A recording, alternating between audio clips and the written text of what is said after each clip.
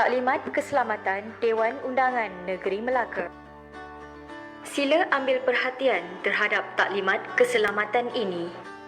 Untuk makluman semua, Dewan ini terletak di Aras 2, Blok B, Kompleks Seri Negeri. Sila perhatikan pintu-pintu keluar yang terdapat di dalam Dewan jika berlaku kecemasan. Dewan ini mempunyai 9 pintu keluar, 7 pintu keluar bahagian aras bawah Dewan dan 2 pintu keluar bahagian aras atas Dewan. Perhatian! Dalam keadaan kecemasan, penggera akan berbunyi panjang. Tuan-tuan dan puan-puan diminta untuk tidak panik, bertenang dan tinggalkan Dewan serta terus bergerak ke pintu keluar yang berhampiran dengan anda.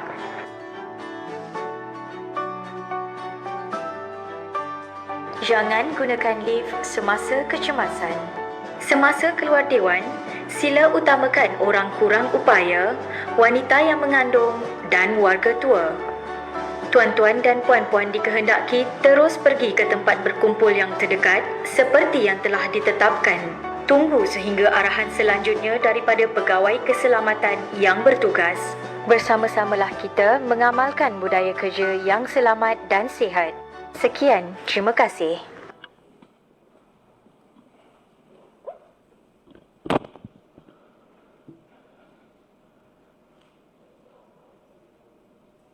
Assalamualaikum warahmatullahi wabarakatuh. Yang berhormat Speaker, Yang amat berhormat Ketua Menteri, ahli-ahli yang berhormat dan hadirin sekalian. Persidangan kedua penggal pertama Dewan Undangan Negeri Melaka yang ke-15 pada hari kedua 1 Mac 2022 akan mula bersidang. Mengikut susunan mesyuarat pada hari ini, susunan mesyuarat yang pertama ialah bacaan doa yang akan dilafazkan oleh Yang Berhormat Speaker. Dengan hormatnya, saya menjemput ahli-ahli yang berhormat dan hadirin sekalian sama-sama berdiri.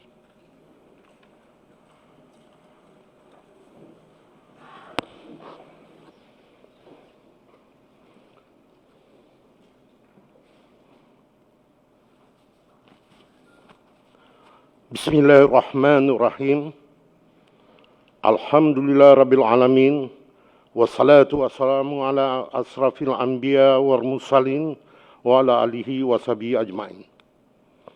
Dengan nama Allah, Tuhan yang Maha Pemurah, Maha Mengasihi, lagi Maha Mengasihani, segala puji tertentu bagi Allah, Tuhan sekalian alam. Selawat dan salam ke atas junjungan alam Nabi besar Muhammad sallallahu alaihi wasallam. Ya Allah, yang bersifat dengan segala sifat kemuliaan dan kebesaran serta kesempurnaan dan kebijaksanaannya yang telah mengamanahkan tanggungjawab ke atas yang di-Pertua Negeri dan ahli Dewan Undangan Negeri bagi mentadbir Negeri Melaka ini.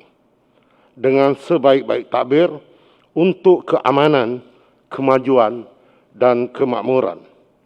Ya Allah, kurniakanlah kepada kami sekalian hidayah dan petunjuk-Mu supaya kami dapat menjalankan tugas kami dengan penuh tanggungjawab, penuh hikmah dan penuh kejujuran. Dengan demikian, semoga hendaknya negeri Melaka ini dan rakyat sekalian sentiasa dalam keadaan aman, makmur dan maju jaya. Ya Allah, berkatilah segala usaha kami, mudahkanlah segala urusan kami, lebih-lebih lagi di waktu kami merunding, bertukar-tukar fikiran, menimbang dan mengambil keputusan segala perkara yang dibentangkan di dalam Dewan yang mulia ini. Kerana niat dan hasrat kami semata-mata untuk memajukan negeri ini dan memakmurkannya, juga untuk kebajikan dan kesejahteraan rakyat semua. Ya Allah, lindungilah kami dan negeri kami ini di bawah riayah dan inayah-Mu setiap waktu dan masa. Kepadamu kami memohon dan kepadamu juga kami berserah. Perkenankanlah doa kami ini, ya Allah, Tuhan sekalian alam. Rabbana atina fid dunya hasanah wa fil akhirati hasanah wa qina azabannar. Wa sallallahu ala sayidina Muhammad wa ala alihi wa sahbihi ajma'in. Walhamdulillah rabbil alamin. Amin.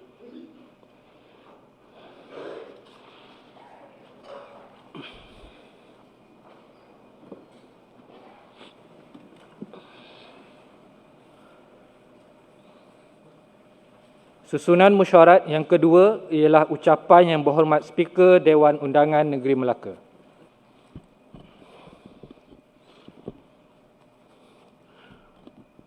Bismillahirrahmanirrahim. Salam sejahtera, Melaka-ku maju jaya, rakyat bahagia, menggamit dunia, wawasan kemakmuran bersama 2030. Yang amat berhormat Datuk Seri Utama Dr. Haji Sulaiman bin Man Ali, Ketua Menteri Melaka, ahli-ahli yang berhormat, datuk-datuk, ketua-ketua jabatan, rakan-rakan media dan para hadirin sekalian. Marilah kita mengucapkan syukur kehadrat Allah Subhanahu Wa Taala kerana dengan izin kita dapat hadir pada hari kedua persidangan kedua ini. Untuk persidangan Dewan kali ini, saya telah menerima 11 usul. Daripada 11 usul tersebut, 3 usul daripada pihak aduan kerajaan dan 8 usul daripada pihak aduan bukan kerajaan. Kesemua usul daripada aduan bukan kerajaan telah saya tolak kerana pada pandangan saya perkara tersebut telah pun ditanya menerusi pertanyaan Dewan dan selanjutnya bolehlah dibincangkan bersama ahli-ahli yang berhormat dan ketua-ketua jabatan untuk diselesaikan permasalahan yang ditimbulkan. Pada hari ini, persidangan Dewan akan dimulakan dengan pembentangan risalat Dewan, diikuti dengan sesi pertanyaan lisan. Seterusnya, pembentangan usul diterima usul terima kasih kepada Tuan Yang Terutama Yang di-Pertua Negeri Melaka dan sesi perbahasan. Bagi sesi pertanyaan lisan, untuk ahli-ahli yang berhormat yang sedang di kuarantin Kendiri akan diwakili oleh ahli yang berhormat yang telah dinamakan untuk menanya pertanyaan lisan semasa persidangan Dewan, iaitu pertanyaan lisan daripada YB Adun Duyung akan diwakili oleh yang berhormat Adun Asahan untuk ditanya. Saya berharap ahli-ahli yang berhormat dapat mengambil bahagian dalam perbahasan dengan penuh disiplin, berhemah, bersopan dan mematuhi peraturan-peraturan Dewan. Saya juga berharap ahli-ahli yang berhormat yang mengemukakan soalan tambahan semasa pertanyaan-pertanyaan lisan supaya tidak melencong dari pokok pertanyaan lisan asal. Sekian, terima kasih dan selamat bersidang.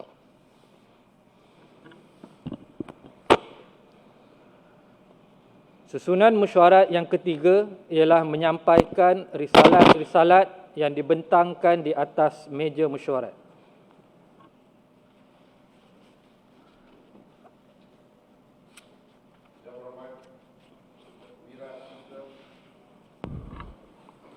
Yang Berhormat Datuk Wira Speaker, saya bangun di bawah Peraturan 12/1, Peraturan Mesyuarat Dewan Negeri untuk membentangkan risalat-risalat berikut. Pertama, Risalat Dewan Bilangan 22, Palang 55, Palang 2022. Rang Undang-Undang Enakmen Perlembagaan Negeri Melaka Pindaan 2022. Dan yang kedua, Risalat Dewan Bilangan 23, Palang 15, Palang 2022, Rang Undang-Undang Enakmen Pentadbiran Agama Islam Pindaan 2021. Sekian, terima kasih.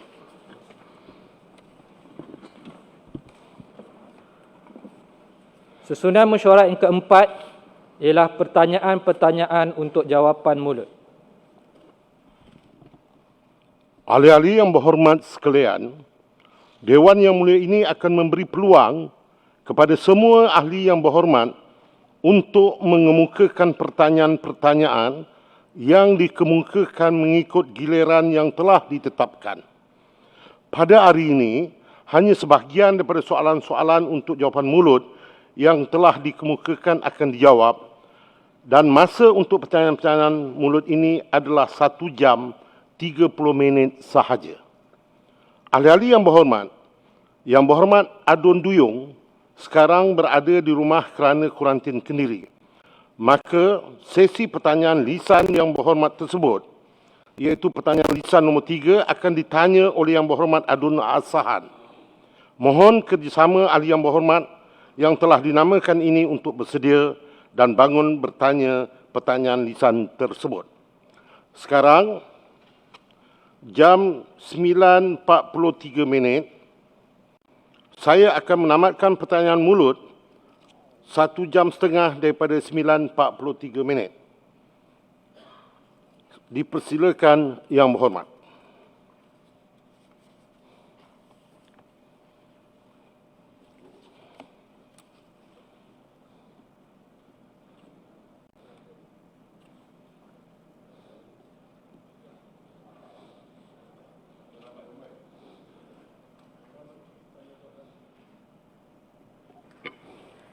Terima kasih. Soalan saya nombor 1. Ingin bertanya kepada Yang Berhormat Datuk Seri Utama Ketua Menteri berkaitan dengan pondok polis yang tersenggam indah di kawasan-kawasan tertentu. Banyak kes yang berlaku seperti kecurian, kemalangan dan sebagainya di kawasan setempat atau berhampiran pondok polis. Ini tidak dapat dibuat aduan di pondok polis tersebut untuk tindakan. Saya mohon pencerahan kepada Yang Amat Berhormat Datuk Seri Utama Ketua Menteri, apakah fungsi atau peranan pondok polis yang tersenggam indah ini di kawasan tertentu ini? Rugutan ini dibawa atas aduan kebanyakannya penduduk di kawasan yang wujudnya pondok polis. Sekian, terima kasih. Itu saja soalan saya. Baik. Bismillahirrahmanirrahim. Assalamualaikum warahmatullahi wabarakatuh. Yang berhormat Datuk Wira Speaker. Datuk Wira Speaker, saya ingin mengingatkan kepada semua pembawa soalan, mungkin Sungai Ramai tempoh hari tak datang. Bila membawa soalan bagi menjimatkan masa, sebut je Sungai Ramai soalan nombor 1. Ya? Pada semua-semua saya ingatkan. Tak payah baca sebab kita dah dapat pun soalan untuk menjimatkan masa. Baik. Yang Maha Speaker, untuk makluman ahli yang berhormat. Seperti soalan nombor 1, PDRM mempunyai 4 susun lapis struktur organisasi seperti berikut. Ya. Ada 4. Pertama, pusat, iaitu Bukit Aman. Kedua, negeri, iaitu kontijen dan brigade. Ketiga, daerah, iaitu ibu pejabat polis daerah dan batalion. Keempat, balai polis. Bagi peringkat ibu pejabat polis kontijen, iaitu IPK, terdapat 4 kontijen di seluruh negara diketuai oleh Pesuruhjaya Polis bagi kontijen Sabah dan Sarawak dan Ketua Polis Negeri bagi lain-lain kontijen. IPK merupakan pusat pentadbiran bagi setiap negeri.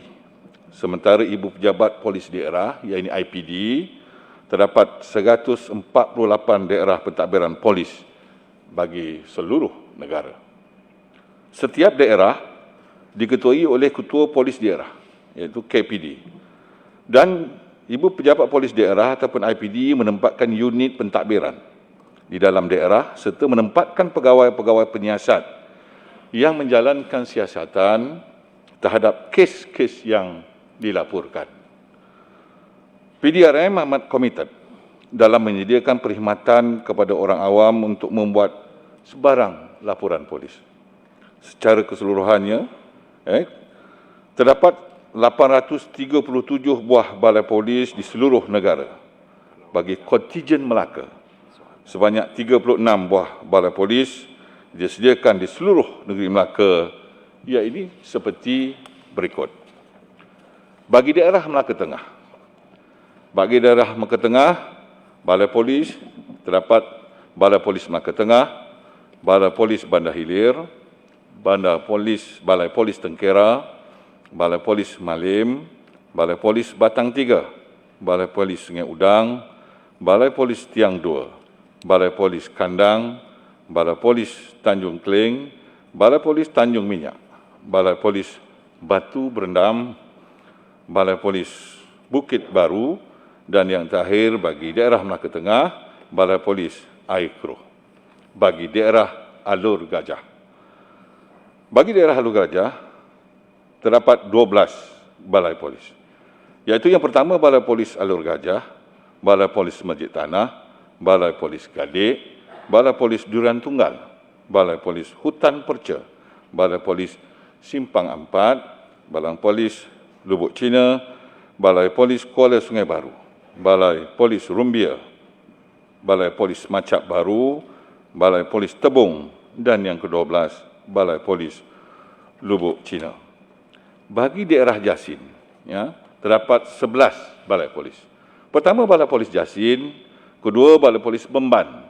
Ketiga, Balai Polis Merlimau, Balai Polis Nyalas, Balai Polis Batang Melaka, Balai Polis Asahan, Balai Polis Simpang Bekoh, Balai Polis Selanda, Balai Polis Sungai Rambai, Balai Polis Kesang, dan yang ke-11, Balai Polis Cincin. Baik, fungsi utama bagi balai polis adalah untuk menerima laporan yang dibuat oleh orang awam. Mana-mana orang awam boleh membuat laporan polis kalau ada sebarang kes.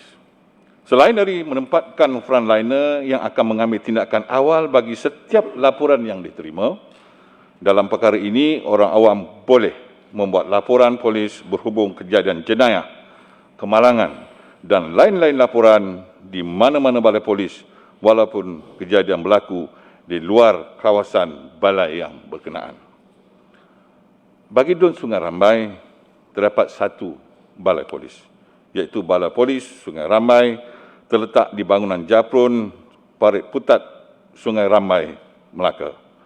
Kokotan balai ini terdiri dari 9 orang anggota di mana ketua polis balai adalah berpangkat Sarjan Meja. Statistik laporan yang telah diterima di balai ini pada tahun 2020 sebanyak 709 laporan polis dan pada tahun 2021 adalah sebanyak 657 laporan polis. Baik, bagi pecahan kategori report yang telah diterima adalah seperti berikut. Tahun 2020, report am ada sebanyak 554 report. Bagi report narkotik, terdapat 46 report. Bagi report tangkapan, ada 45 report. Dan report jenayah, ada 64 report. Keseluruhan, bagi tahun 2020, report yang diterima berjumlah 709 report di Balai Polis Sungai Rambai. Bagi tahun 2021, report am 506, report narkotik ada 66, bagi report tangkapan ada 33, report jenayah 52, menjadikan jumlah keseluruhan report yang diterima ialah sebanyak 657 bagi tahun 2021. Sebagaimana yang diperuntukkan di bawah Seksyen 107 Kanun Prosedur Jenayah, laporan boleh dibuat melalui 2 kaedah seperti pertama, pengaduan boleh dibuat secara lisan dan ditulis oleh anggota polis yang menerima aduan. Kedua, pengadu menulis sendiri aduannya. Pengaduan juga boleh dibuat di mana-mana lokasi kejadian jenayah. Itu bukan pengaduan boleh dibuat di mana-mana lokasi kejadian jenayah. itu berlaku secara terus ya, apabila anggota yang sedang melakukan rondaan itu tiba di lokasi dengan menggunakan borang polis atau borang polis 55. Setiap pengaduan hendaklah ditulis dengan menggunakan pendakwat dan ianya tidak boleh dipadam. Bagi kes-kes yang tiada kaitan dengan kejadian jenayah, seperti kehilangan dokumen atau barang, pengadu boleh membuat laporan polis secara online. PDRM telah melancarkan laman portal e-reporting adalah bertujuan untuk memudahkan kepada orang awam untuk membuat laporan polis secara online tanpa perlu hadir ke balai dengan mendaftar terlebih dahulu sebagai pengguna dalam sistem semakan online ataupun SSO.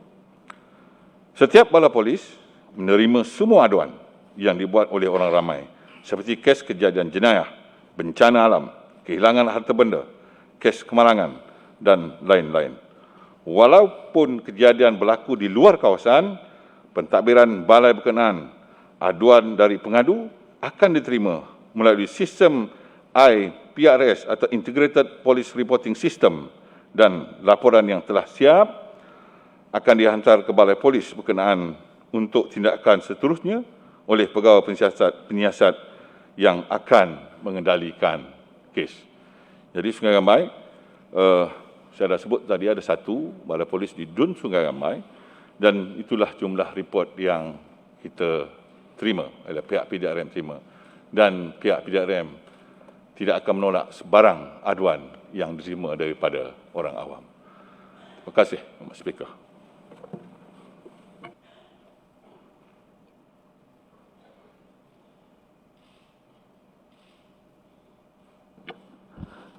Terima kasih Yang Berhormat Speaker. Soalan tambahan saya ada berkaitan dengan balai polis. Yang pertama, di kawasan Dun Kesidang. Sebelum ini kita mempunyai pengundi seramai 37,000 dan sekarang dah tambah pengundi 18, tambah lagi 14,000. Maknanya Dun yang terbesar di Melaka, 51,000 ke atas pengundi. Ia tidak termasuk lagi anak-anak atau mereka yang belum undi. Soalan saya, apakah cadangan atau perancangan daripada kerajaan untuk menambah balai polis di kawasan Dun Kesidang dan juga menambah anggota polis? Kerana saya bagi contoh di kawasan Batu Berendam atau di kawasan Malim Jaya. Kedua-dua balai, mereka perlu menjaga penduduk yang sangat ramai. Dan kadang-kadang 30 orang anggota, mereka perlu jaga beribu-ribu, berpuluh-ribu orang.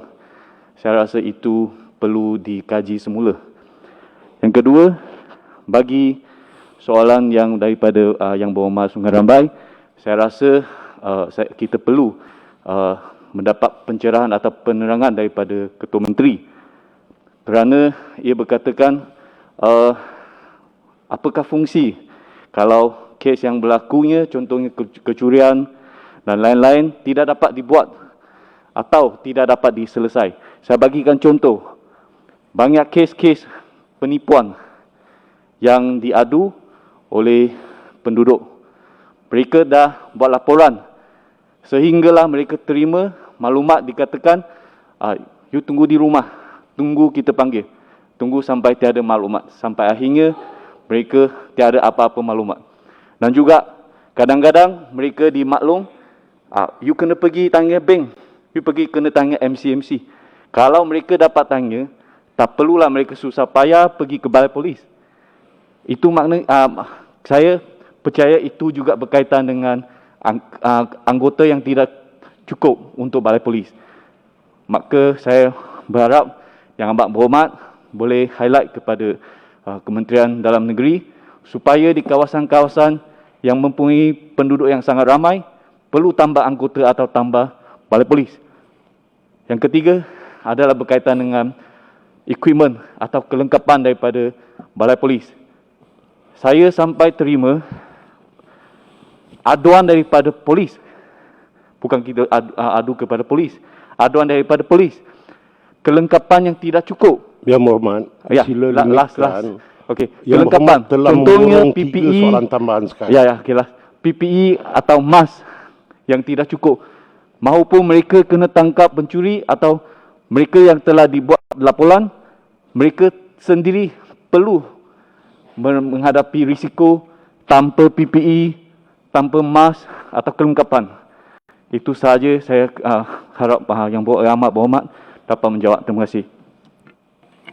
Baik, terima kasih Kesidang. Yang Berhormat Kesidang, saya setuju dengan Berhormat Kesidang. Ya, kita mesti memperkasakan semua balai-balai polis yang ada. Tetapi balai polis ini adalah di bawah federal. Ya, saya ada berbincang juga bersama dengan pihak PDRM di Melaka. Ada beberapa kawasan balai polis yang mesti ditambah baik ataupun dibina baru. Saya setuju. Balai polis,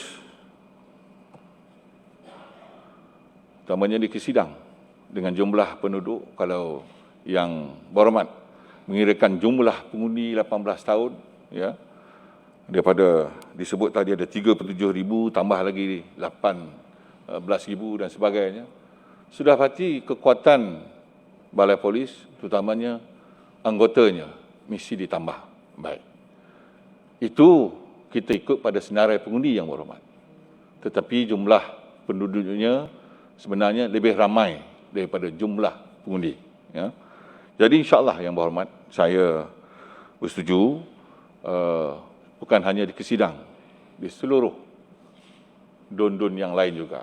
Saya melihat, saya datang buat lawatan, banyak balai-balai polis yang kekurangan di tempoh hari di Lubuk Cina, Yang Berhormat, habis tenggelam. Boleh saya katakan banyak yang rosak. Tapi Alhamdulillah, atas asas tindakan kecekapan oleh pihak Kementerian Dalam Negeri telah pun diberikan peruntukan untuk baik pulih. Begitu juga dengan balai-balai polis yang lain. Kedua, mengenai dengan fungsi seperti disebut oleh Sungai Ramai tadi. Yang Berhormat, memang polis menerima sebarang aduan. Polis hanya buat siasatan. Saya terima aduan juga bahawa seolah-olah polis tidak mengambil sebarang tindakan bila tanya nanti dulu.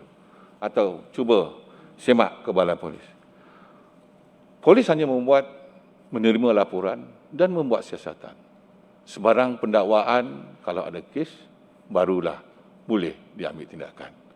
Kadang-kadang maklumat-maklumat dan laporan-laporan yang diberikan itu tidak lengkap sehingga tidak boleh sebarang pendakwaan dilaksanakan. Jadi ianya mengambil satu tempoh yang agak panjang. Walau bagaimanapun rakyat di bawah, pengadu di bawah risau apabila tindakan tidak diambil. InsyaAllah perkara ini juga saya akan bawa ke pihak yang tertinggi Yang Berhormat Kesidang. Saya juga tersentuh kesan daripada pandemik COVID-19 yang mengakibatkan banyak frontliner memerlukan equipment maupun PPE untuk keselamatan mereka itu sebagai frontliner. Bukan hanya equipment yang terdapat di dalam balai yang kurang dan tidak mencukupi, tapi saya difahamkan ada bajet yang telah pun diperuntukkan untuk menaik taraf dan mengupgrade balik semua equipment yang terdapat di dalam kawasan ataupun di dalam balai-balai polis yang terdapat di negeri Melaka ini. Yang Berhormat, I take note, seperti mana Yang Berhormat maklumkan, saya amat bersetuju dengan apa cadangan Yang Berhormat Kesidang. Terima kasih Yang Berhormat Kesidang. Terima kasih. Saya memberi peringatan kepada ahli-ahli Yang Berhormat. Sebarang soalan, saya akan memandang kepada yang bertanya dulu untuk soalan tambahan. Jika tidak, baru saya buka kepada ahli-ahli Yang Berhormat yang lain. Dan kalau boleh kepada ahli Yang Berhormat yang lain, jangan kelohom 1, 2, 3 soalan sekali. Kita berilah peluang kepada wakil-wakil rakyat yang lain. Terima kasih.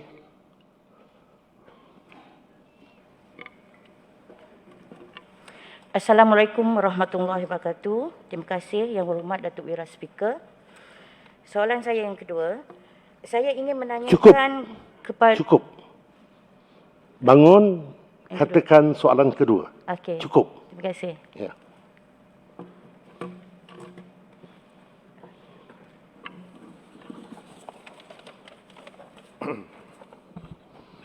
Yang berhormat Datuk Wira Speaker, untuk makluman ahli-ahli yang berhormat. Terdapat pelbagai bantuan yang disediakan oleh kerajaan negeri untuk meningkatkan pendapatan usahawan kecil bukan sahaja secara kerjasama dengan agensi kerajaan negeri tetapi juga agensi di peringkat persekutuan. Di antara bantuan dan juga inisiatif yang diberikan adalah seperti berikut. Pertama, dana bantuan kasih niaga. Bantuan ini melibatkan peruntukan sebanyak RM1 juta yang mana ia boleh dimohon kepada kerajaan negeri melalui pejabat daerah dan tanah. Peruntukan ini akan memanfaatkan seramai 1,000 orang usahawan dengan RM1,000 setiap permohonan. Dana tersebut merupakan bantuan bagi suntikan modal, pembelian mesin dan pembayaran utility. Yang kedua, Melaka bebas berniaga. Yang berhormat Datuk Wira Speaker, bagi meningkatkan pendapatan kepada usahawan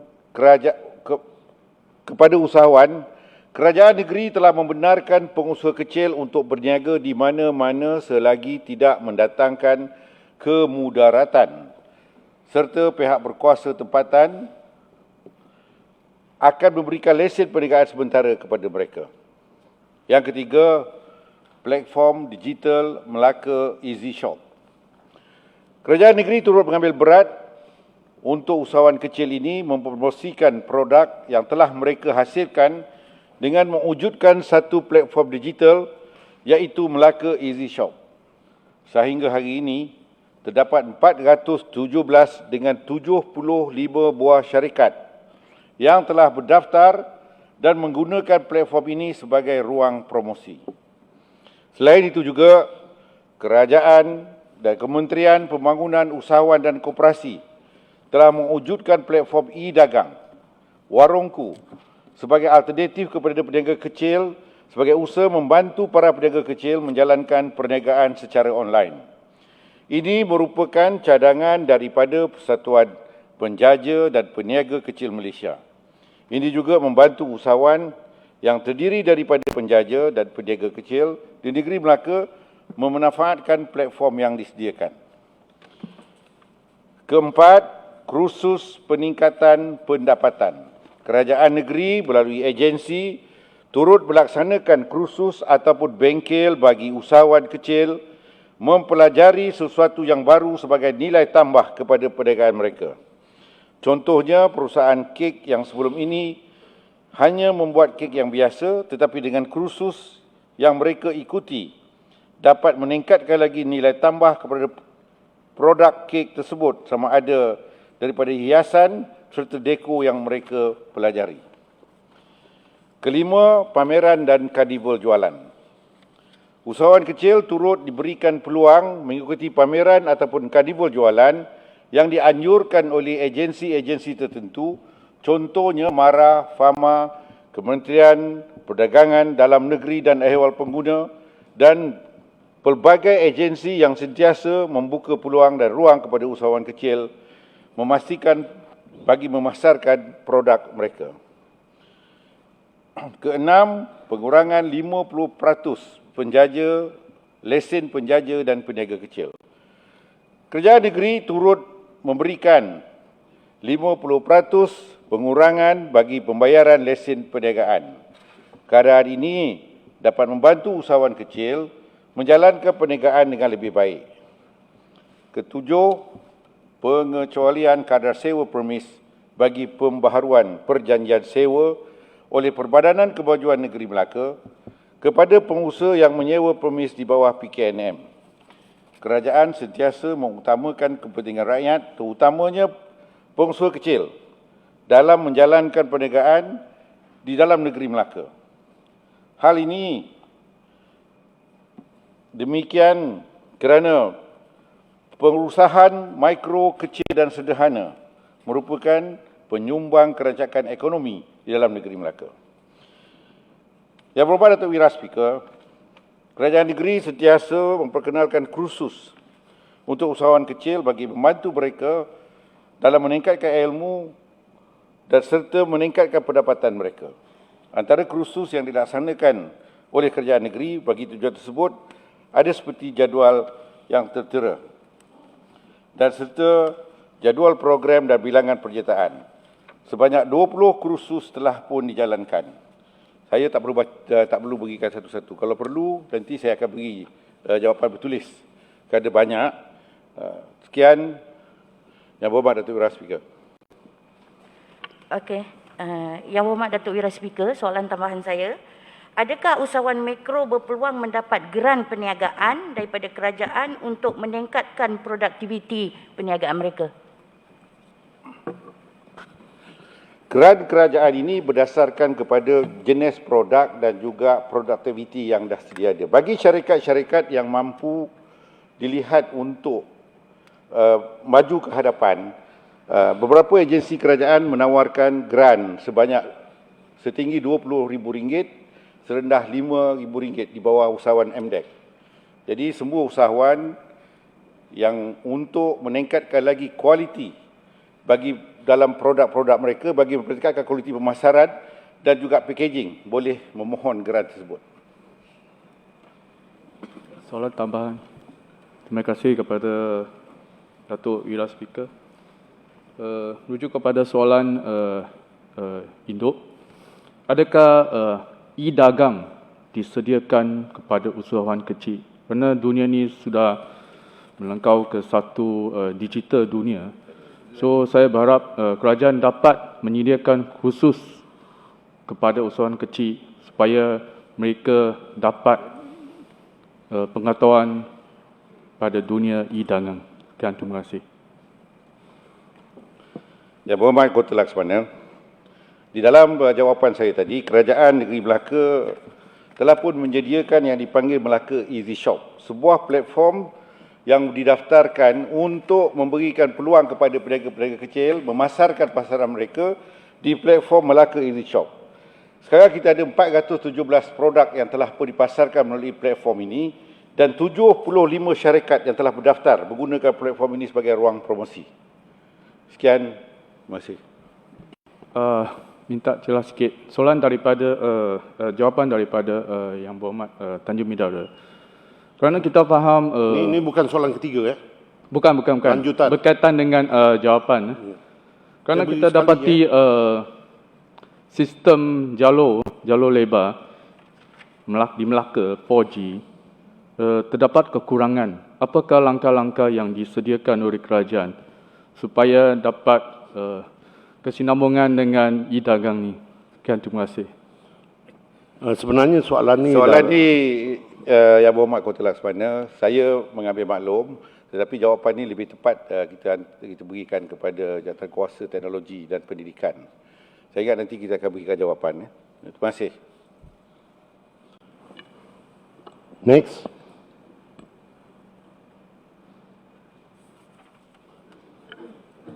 Assalamualaikum, Datuk Wira Speaker. Soalan nombor 3 dari Duyung.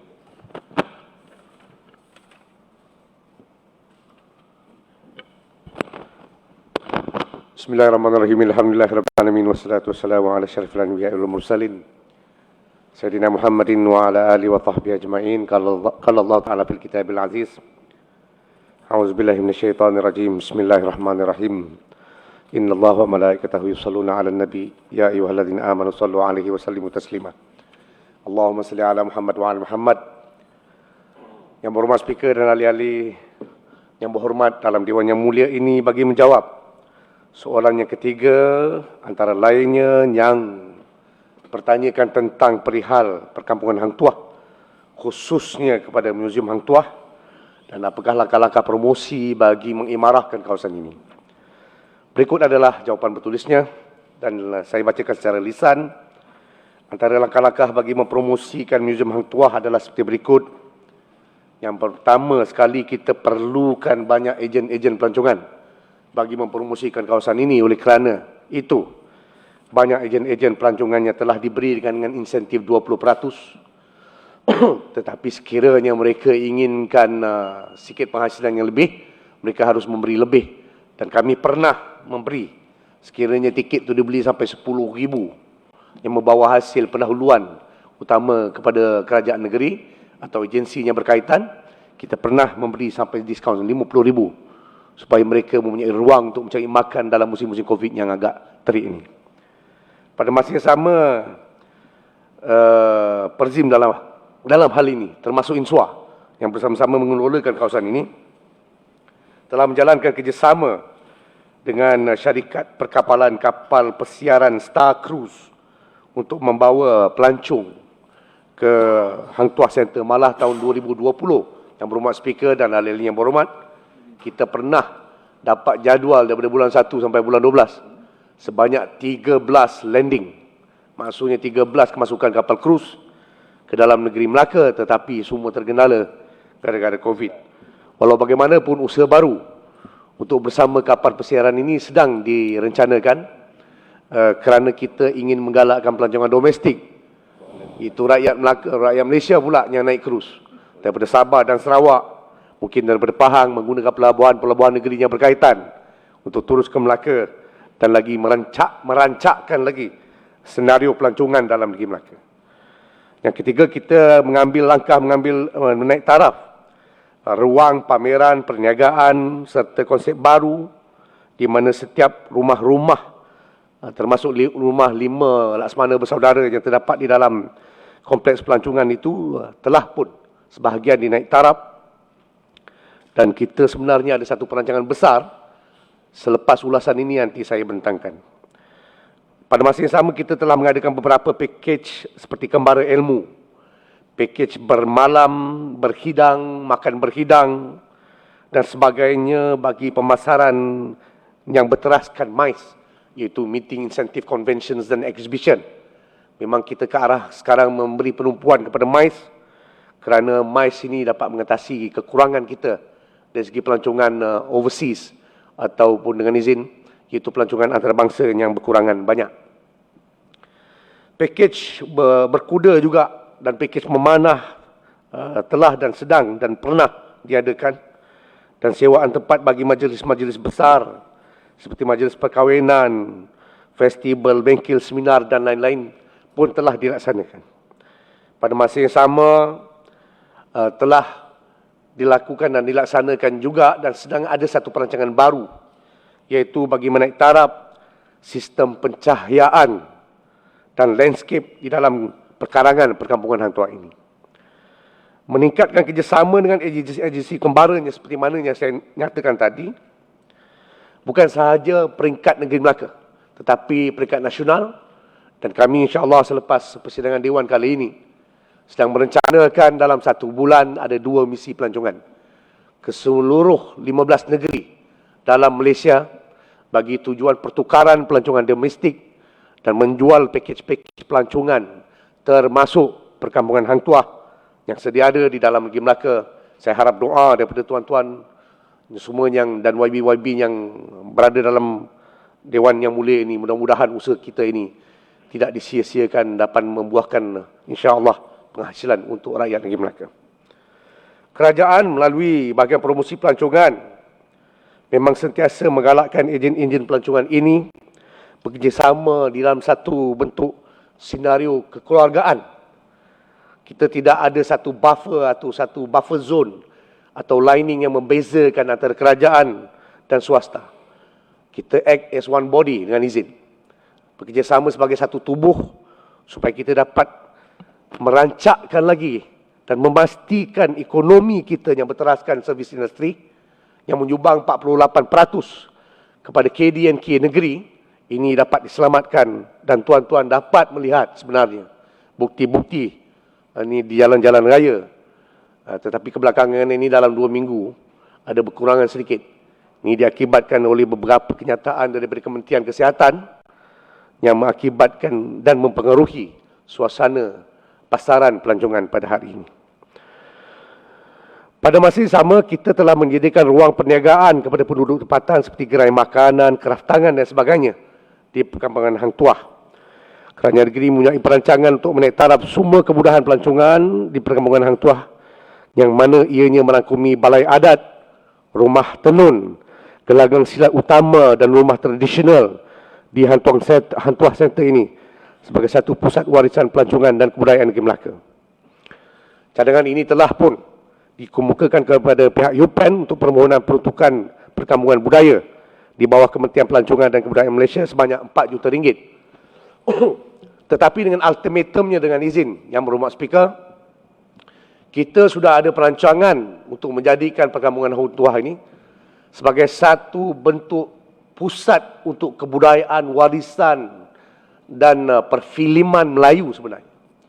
Satu kertas kerja telah pun dihantar kepada Kementerian Komunikasi dan Multimedia kerana yang berkaitan dengan ini adalah FINAS, salah satu agensi yang berkaitan dengan kementerian ini. Tetapi sampai sekarang belum ada maklum. Dan makluman yang kami terima ialah kementerian takut membuat keputusan dengan keadaan kerajaan nasional yang tidak begitu stabil. Jadi kalau nak stabil, undilah Barisan Nasional. Senang buat kerja sikit. Susah nak buat kerja ni. Nogori lain, kementerian lain kan. Jadi kita berharap sangatlah kalau boleh pihak kementerian memandang serius hal ini. Kerana kalau di Amerika dah ada Hollywood, kalau di India dah ada Bollywood, kalau di Hong Kong dah ada, tapi saya lupa apa Wood, wallahu alam. Tetapi kat Melaka ni kita perlu ada satu di mana ianya juga boleh menjadi tempat kebudayaan pelbagai bangsa yang majmuk dalam negara kita ini. Mudah-mudahan selepas terbentuknya insya-Allah kerajaan yang lebih stabil lagi demi kemakmuran negara, kita dapat laksanakan segera insya-Allah taala. Ini adalah jawapan bagi menjawab soalan 3. Terima kasih. Soalan tambahan. Tambahan. Terima kasih Yang Berhormat Speaker. Saya ingin menarik perhatian kepada Yang Berhormat Rembir, Esko Pelancongan Negeri Melaka. Soalan tambahan saya, seperti yang kita sama-sama sedia maklum beberapa bulan yang lepas, di negara kita, negeri Terengganu telah memulakan satu perjalanan baru, perjalanan penerbangan di antara Kuala Terengganu dan juga Kota Kinabalu. Jadi soalan saya kepada Yang Berhormat Esko, adakah kerajaan negeri mempunyai perancangan untuk mewujudkan juga laluan udara antara Melaka dan Kota Kinabalu Sabah bagi merancangkan industri pelancongan di antara kedua-dua negeri ini? Seterusnya juga memudahkan bagi penduduk-penduduk di Sungai Udang, rata-ratanya penjawat awam di kem tentera yang berasal daripada Sabah, memudahkan untuk mereka untuk pulang ke negeri Sabah dan seterusnya balik ke negeri mereka. Terima kasih. Terima kasih Sungai Udang. Dengan izin Yang Berhormat Speaker dan ahli-ahli Dewan yang berhormat, memang kita sedang berurusan dengan Malindo sebenarnya bagi penerbangan domestik ni. Jadi oleh kerana pick up point tu, maksudnya setiap kali kapal terbang tu landing, mereka tak nak ada kerugian. Dan ramai sini maklum benda-benda macam ni. Contohnya Air Asia, kalau setiap kali landing tu kalau tak ada garanti RM40,000 payment, dia tak nak landing. Ya, tapi sebenarnya ada berita gembira. Baru-baru ini dengan izin Allah Ta'ala kita menumpang Kementerian Komunikasi dan Multimedia pergi ke Jakarta. Jadi oleh kerana kami bersama-sama rombongan itu dapatlah Melaka yang berurusan dengan kerajaan Indonesia melalui Timbalan Gubernur atau Wakil Gubernur Daerah Istimewa Ibu Kota, daerah khas Ibu Kota atau DKI Jakarta. Dan juga kami telah berjumpa dengan Wali Kota dan juga Gubernur Riau. Dan dalam hal ini sebenarnya kami sedang gigih Sungai Udang untuk membuka laluan udara khusus kepada pelancongan kesihatan. Satu kertas kerja laporan terperinci sedang dibuat oleh bahagian promosi pelancongan, akan dibentangkan dalam Majlis Mesyuarat Kerajaan Negeri tidak lama lagi, supaya kerajaan negeri mengambil satu langkah mendesak kerajaan nasional membuka laluan untuk pelancongan kesihatan. Pelancongan kesihatan ni, untuk maklumat Sungai Udang, adalah salah satu subsektor daripada 14 subsektor pelancongan dalam negeri Melaka. Ini bagi mendapatkan sedikit kata orang tambah nilai dalam perjuangan kita memastikan Melaka sentiasa relevan dalam industri pelancongan. Walau bagaimana itu satu idea yang baik daripada Melaka ke Sabah. Cuma kita nak tahu dia punya permintaan, the demand. Kalau the demand is there, is strong enough, insya-Allah taala we will facilitate this. Tapi kalau setakat 50 orang nak balik setiap bulan, agak bermasalah kerana kita tidak empunya syarikat penerbangan. Yang empunya syarikat penerbangan seperti Air Asia, Malindo dan beberapa yang lain, dia kena ada satu guaranteed payment setiap kali mereka mendarat dalam negeri Melaka. Jadi pada masa yang sama juga, KLIA dan KLIA 2 dan juga lapangan terbang Subang beroperasi soal-soal berkaitan yang dengan ini. Jadi kalau misal kata ke Melaka ni kata we can guaranteed, insya-Allah taala each and every day ke atau every month ke, dia certain thousand dengan izin.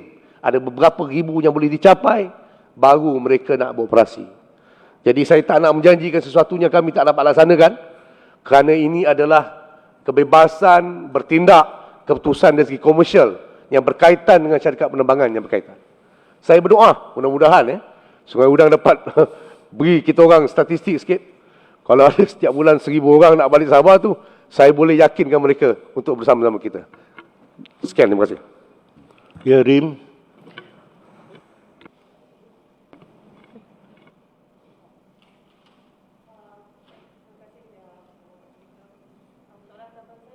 Berhormat Rembia, banyak rancangan tentang pelancongan telah kita dengar, tapi saya lebih berminat nak tanya tentang dalam urusan untuk menjaga harta warisan dan juga sejarah dan kebudayaan.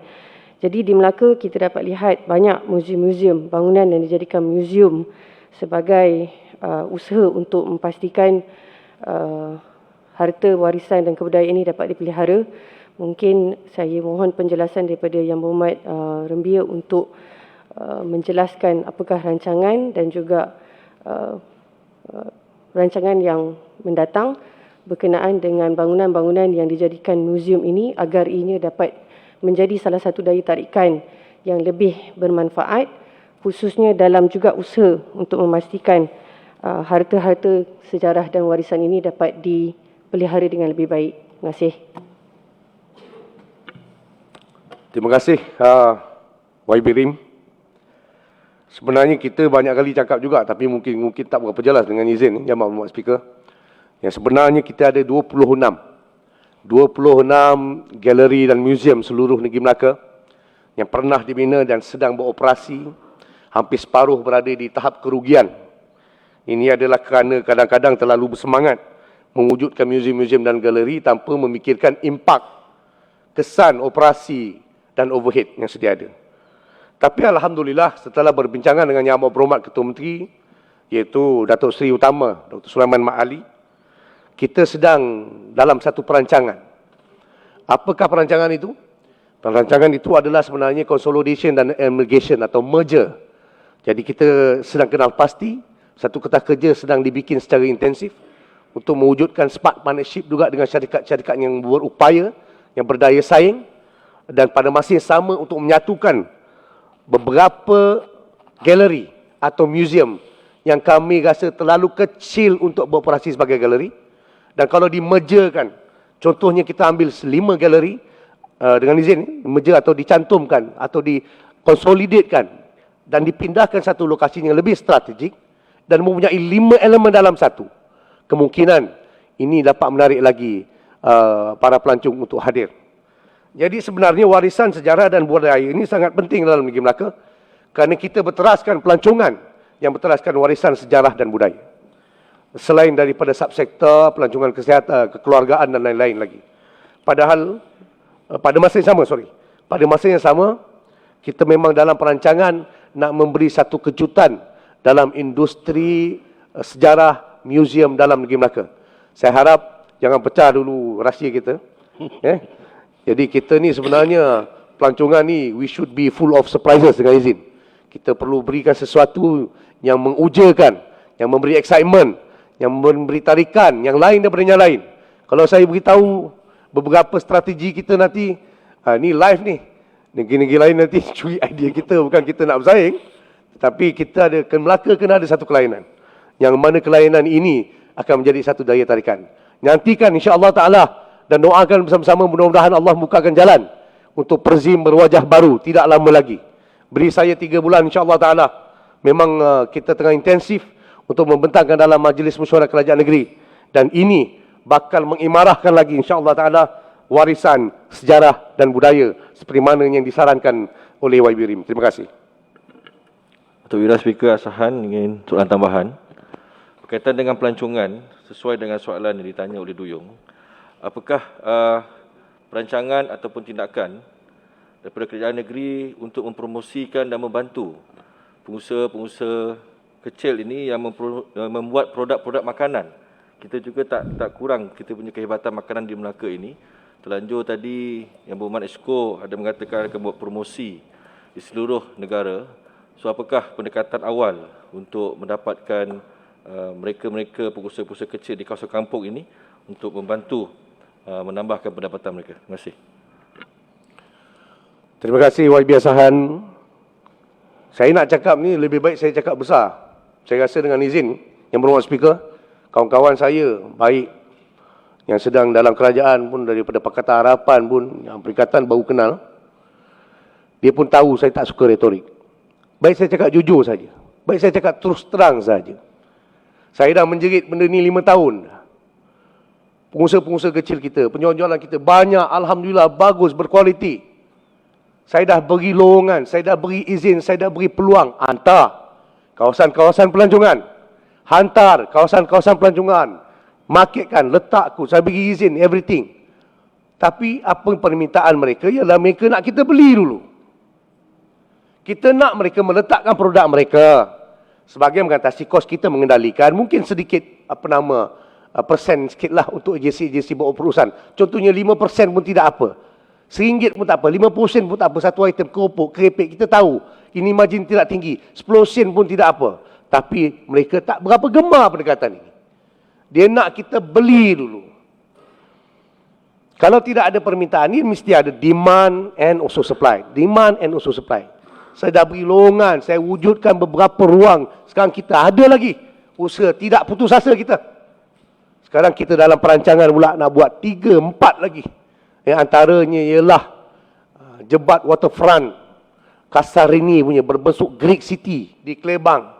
Kita ada Rainbow Village, Muara Rainbow Village di Muara Sungai.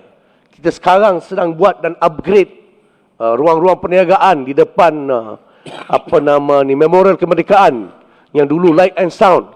Tak lama lagi akan ada tunnel dan hanging secara tergantung, gerai secara tergantung di depan Taming Sari. Kita akan bukakan lagi. Jadi mereka lebih suka sewa ruang perniagaan.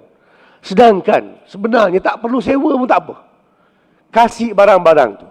Supply, letak kat Azu, letak kat Taming Sari, letak kat River Cruise, letak kat mana-mana agensi kerajaan. Kita promosikan, kita letak, kita jualkan.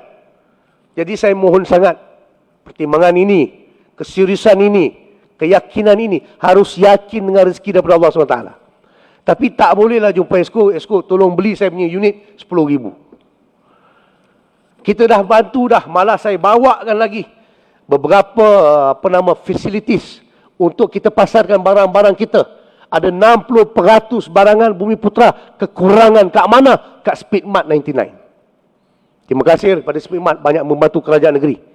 Ya, terutama pada dia punya Mr. Yong, tak salah saya, Mr. Yong, dia punya puru besar, ya, memberi ruang pada para peniaga dalam negeri Melaka. Tapi kena ingat, Speedmart ni antara rangkaian paling besar sekarang sebenarnya, mengatasi Jasco dan lain-lain. Tapi harga margin kena ada. Kena memberi ruang pada Speedmart untuk memasarkan barangan mereka. Pada masa yang sama, kena sentiasa berupaya berdaya saing untuk mensupply demand yang sedia ada. 60% barangan khususnya Bumi Putra kekurangan dalam Speedmart punya chain of sales. Dengan izin. Kita macam-macam kita dah usahakan, tetapi saya mohon sangat dengan para peniaga dalam negeri Melaka, kena ada anjakan paradigma minda, kena ada perubahan pemikiran untuk orang Melayu ke depan. Tidak boleh lagi orang Melayu fikir subsidi 24 jam. Kalau Allah Ta'ala pun dalam firman Allah Ta'ala dalam Al-Quran pun, Allah tidak akan merubah nasib sesuatu kaum kecuali mereka merubah nasib mereka sendiri. Saya akan terus, kerajaan akan terus, portfolio pelancongan akan terus dengan kepimpinan Yang Amat Berhormat Datuk Seri Sulaiman untuk memastikan, membantu semua sektor masyarakat, tapi mereka kena bantu diri mereka dengan betul-betul merubah paradigma minda ke arah sesuatu yang lebih positif dan kompetitif dalam masa-masa yang mendatang. Banyak usaha. Kalau nak saya boleh listkan secara bertulis. Ni baru saya cakap secara lisan. Kadang-kadang minta maaf cakap lah. Yang Berhormat Speaker, ponek den. Ya, berharap sangat tolong ubah sedikit sikap. Ya, kalau nak bekerja, bekerjalah macam orang Cina. Kalau nak berbudaya, berbudayalah seperti orang India. Kalau nak berkeluarga, berkeluargalah seperti orang Melayu. Kalau tiga elemen positif dalam masyarakat kita ni dapat disatukan, insya-Allah bangsa Malaysia kita lebih kukuh lagi, insya-Allah. Terima kasih. Terima kasih. Tuan-tuan yang saya hormati sekalian, ahli-ahli yang berhormat, kita bersama dengan Kerajaan Pusat ingin Dewan mengambil ketetapan agar kita menyampaikan salam dan selawat pada junjungan Nabi Muhammad SAW kerana hari ini ialah hari Isra' Mi'raj. Dan keduanya, Dewan juga mengambil ketetapan bahawa kita mendoakan semua tentera-tentera darat kita yang merupakan barisan harapan, selamat dalam menjalankan tugas serta mempertahankan negara kerana hari ini ialah hari tentera darat yang ke-89. Terima kasih. Yang seterusnya, next.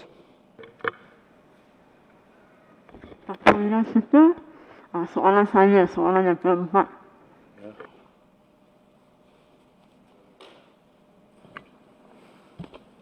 Bismillahirrahmanirrahim. Assalamualaikum warahmatullahi taala wabarakatuh dan salam sejahtera. Bagi menjawab soalan daripada Yang Berhormat Bandar Hilir, saya bersekalikan menjawab soalan-soalan berkaitan daripada Ahli Yang Berhormat Duyung, Sungai Rambai, Pantai Kundo, Durian Tunggal dan juga Kesidang. Pihak JPS sedang melaksanakan beberapa projek rancangan tempatan banjir ataupun RTB yang telah diluluskan oleh Kerajaan Persekutuan melalui Kementerian Alam Sekitar dan Air ataupun KASA. Antara projek tersebut adalah RTB Sungai Duyung berjumlah 163.8 juta, RTB Bandar Jasin bernilai 60 juta, RTB Bandar Melimau sebanyak 36 juta, RTB Alor Gajah Fasa 1 dengan kos keseluruhan 30 juta, projek menaik taraf kolam tempatan banjir Kerubung berjumlah 600 juta dan RTB Sungai Melaka Fasa 1 40 juta.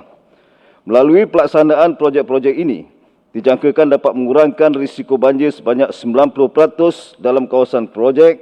Di samping itu, terdapat juga kajian pelan rancangan tempatan banjir Sungai Baru dengan kos RM500,000. Pelan ini akan berfungsi sebagai satu rangka penyelesaian holistik isu banjir di seluruh lembangan Sungai Baru.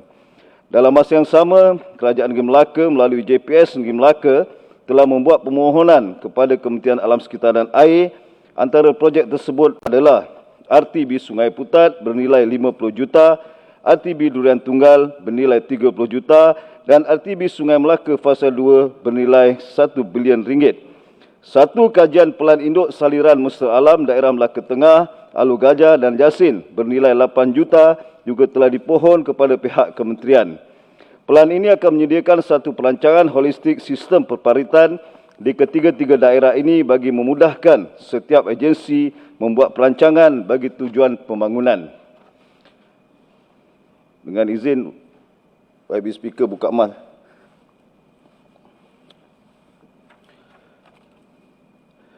Bagi jawapan B, projek-projek RTB di Negeri Melaka, yang pertama RTB Sungai Duyung. Kontraktor telah pun dilantik iaitu Ambang Besar Sdn Berhad dengan nilai kontrak berjumlah 117 juta. Tarikh milik tapak adalah pada 22 Oktober 2021 dan jangkaan tarikh siap adalah pada 22 Oktober 2024. Proses pengambilan tanah sedang dijalankan dan lot terlibat adalah sebanyak 225 lot.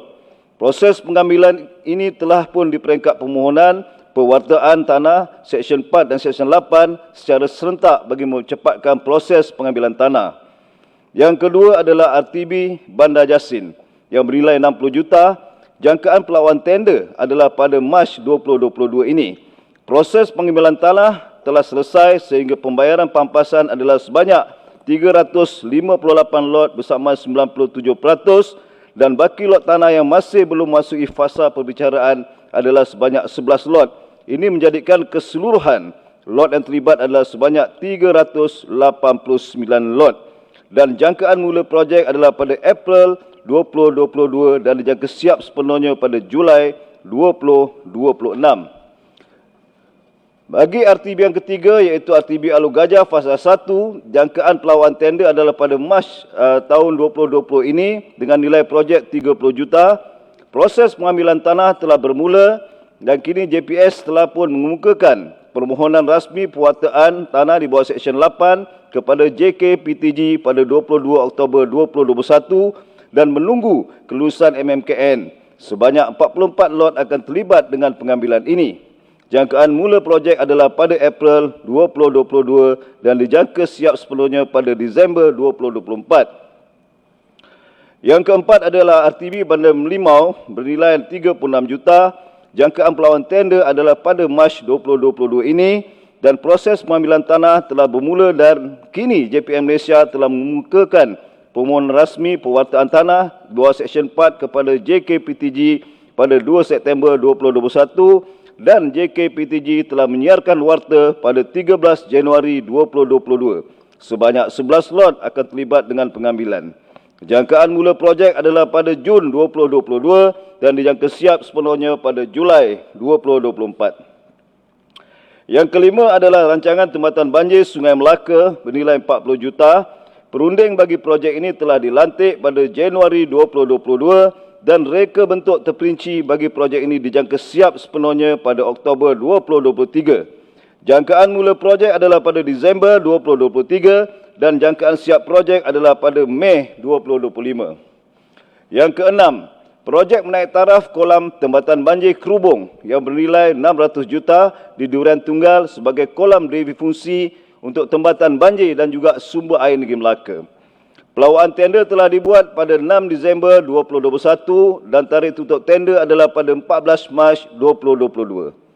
Kaedah perolehan bagi projek ini adalah secara reka dan bina secara tender terbuka prakelayakan yang mana jurutera perunding bagi melaksanakan reka bentuk terperinci projek ini akan dilantik oleh pihak kontraktor. Lantikan kontraktor dijangka akan dibuat pada Julai 2022 dan pasah penyediaan reka bentuk terperinci akan dimulakan pada Ogos 2022 dan dijangka akan mengambil masa sehingga Februari 2024 untuk disiapkan. Fasa pembinaan dijangka akan dimulakan pada Mac 2024 dan dijangka siap sepenuhnya pada Mac 2028. Bagi menjawab soalan C, semasa kejadian banjir yang berlaku pada Disember 2021, beberapa lokasi yang kritikal telah dikenal pasti. Antara tindakan mitigasi yang dilaksanakan adalah di Kampung Teluk Berembang Alor Gajah, Kampung Lancang Jasin dan Kampung Tersusun Seri Mendapat Jasin. Dan di Kampung Teluk Berembang, pihak jabatan telah membaik pulih kerosakan pada yang ban yang telah pecah semasa kejadian banjir tersebut. Di Kampung Lancang, pihak jabatan sedang menaik taraf benteng parit yang telah melimpah semasa kejadian banjir tersebut dan di Kampung Tersusun Seri Mendapat pula, pihak jabatan telah membina ban dan parit keluar kawasan tersebut bagi memastikan tiada limpahan air dari Sungai Kesang yang akan melimpah masuk ke dalam kawasan kampung tersebut. Pada masa yang sama, beberapa sungai-sungai di lokasi telah pun dilanda banjir, yang telah dilanda banjir telah digali dan diselenggarakan sebagai langkah-langkah tindakan mitigasi segera. Dengan pelaksanaan tindakan mitigasi dan pembaikan ini, dijangka akan dapat mengurangkan risiko banjir di kawasan tersebut. Untuk penyelesaian masalah banjir di Negeri Melaka dengan tindakan mitigasi segera, kerajaan negeri telah menyalurkan sebanyak 13.505 juta untuk melaksanakan 62 projek dan sebanyak 8.1 juta diperuntukkan oleh Kerajaan Persekutuan bagi menjalankan 109 projek tempatan banjir. Saya bacakan secara ringkasnya senarai peruntukan Kerajaan Persekutuan, projek-projek yang ada 109 itu. Yang pertama, kerja-kerja penstabilan tebing di Sungai Siput serta kerja berkaitan di Alor Gajah dengan nilai projek 190,000. Yang kedua, kerja-kerja penstabilan tebing Sungai Tabur Naning serta kerja berkaitan di Alor Gajah juga 130,000 dan juga kerja-kerja penstabilan tebing Sungai Pak Abbas serta kerja berkaitan sebanyak 150,000. Keseluruhannya ada 109 projek bernilai 81 juta. Tidak perlu saya sebutkan satu persatu. Dan seterusnya, bagi kerja-kerja pengurangan risiko banjir atas biayaan peruntukan kerajaan negeri sebanyak 13 juta. Kalau saya boleh bacakan, antaranya adalah projek mengorek mendalam muara Sungai Melaka, daerah Melaka Tengah sambungan 2.160 juta. Yang kedua, kerja-kerja mengorek bagi mendalamkan Sungai Duyung daerah Melaka Tengah 450,000. Kerja-kerja mengorek mendapat Sungai Melaka daerah Melaka Tengah 500,000. Seterusnya ada sebanyak 62 projek dalam peruntukan ini. Dan dalam masa yang sama, saya selaku penyelaras ataupun pengurusi jawatankuasa pengurusan banjir Negeri Melaka telah pun mengadakan mesyuarat dan perbincangan berkali-kali dengan pelbagai agensi. Tujuan utamanya adalah untuk memastikan penyelarasan dibuat, tiada pertindihan tanggungjawab antara agensi, pemantauan berterusan projek-projek yang sedang dan akan dilaksanakan, dan juga memastikan semua kerja-kerja tersebut dilaksanakan sehingga tahun ini. Antara projek-projek yang dilaksanakan oleh agensi yang dalam perancangan, dalam pelaksanaan dan juga nasiab, dalam perancangan oleh JPS Negeri Melaka memperuntukkan sebanyak 23.130 juta, JKR Melaka 8.9 juta, Pejabat Daerah dan Tanah Melaka Tengah 1.234 juta, Pejabat Daerah dan Tanah Alor Gajah 1 juta, Pejabat Daerah dan Tanah Jasin 1.488 juta, Melaka Bandaraya Bersejarah 4.835 juta, Majlis Bandaran Hang Tuah Jaya 1.6 juta, Majlis Bandaran Alor Gajah RM468,600, Majlis Bandaran Jasin 1.960 juta. Keseluruhannya peruntukan ini melibatkan kewangan sebanyak 44.616 juta, yang mana ada 296 projek dan status yang dalam pelaksanaan sebanyak 32 dan status tiap ada 11. Dan saya menyangkakan dan memastikan projek-projek ini akan disiapkan sebelum September tahun 2022 ini supaya ketibaan musim monsun pada bulan Oktober, Disember kita telah pun membuat persediaan awal. Itu saja Yang Hormat Datuk Wira Speaker. Terima kasih. Tuan punya soalan dulu ya. Semua projek aktivi yang tersebut selain dari Hubung, Tulen Tunggal adalah aktivi yang sudah lama diumumkan dalam rancangan Malaysia ke-11. Tak dapat dengar lah Datuk Wira Speaker. Minta buka emas ke? Buka emas kalau boleh. Yes. Semua projek aktivi yang disebut selain dari Hubung, Tulen Tunggal adalah aktivi yang sudah lama diumumkan dalam rancangan Malaysia ke-11. Hingga sekarang, ia belum disiap. Rakyat tertekan dan marah. Maka, soalan saya, sila menyatakan masalah yang dihadapi secara terperinci bagi setiap projek tersebut sehingga ia lewat disiapkan, dan apa langkah-langkah yang diambil untuk mengatasinya. Terima kasih. Terima kasih Bandar Ilay. Soalannya kalau saya tidak silap adalah mengapa rancangan RTB tempatan banjir ini lambat disiapkan. Betul? RMK 11. Halaman ke-11. Okey. Sebenarnya untuk rancangan tempatan banjir ini bukan sesuatu kerja ataupun projek yang mudah untuk dilaksanakan kerana ianya melibatkan peruntukan kewangan yang tinggi dan dibiayai oleh Kementerian Kasar ataupun daripada peruntukan Kerajaan Persekutuan. Tapi namun demikian kita telah mengusahakan dan pada tahun ini, awal tahun ini, kementerian telah pun meluluskan hampir 1 bilion ringgit untuk peruntukan RTB di negeri Melaka ini. Alhamdulillah. Terima kasih. Soalannya tadi, apakah langkah-langkah untuk mengatasi kelewatan tersebut?